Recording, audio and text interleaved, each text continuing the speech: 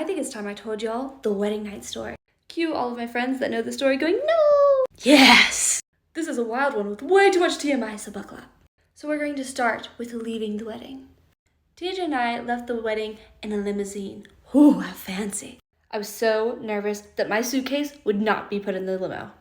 Anyway, so we left the wedding, we arrived at the hotel room, and we get there and we're unloading, and my suitcase was not in the limo. Now, just to give you some perspective, I could not let him see me naked. We were, as I like to call it, extreme virgins at the time. Seriously, our first kiss had been earlier that day, at the wedding. Then I get a text. My aunt and my mama were there. They didn't have my suitcase. I don't really know why they came, but they got a tour of the lair. They ended up leaving, but I was still stuck in my wedding dress because my husband could not see me naked.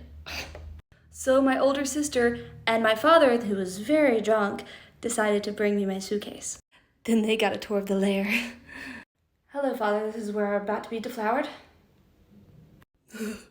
Now we get into the TMI. There's no way that I could ever possibly doubt that my husband was also a virgin because it took him, 40 minutes to find the hole. There he was, just poking around.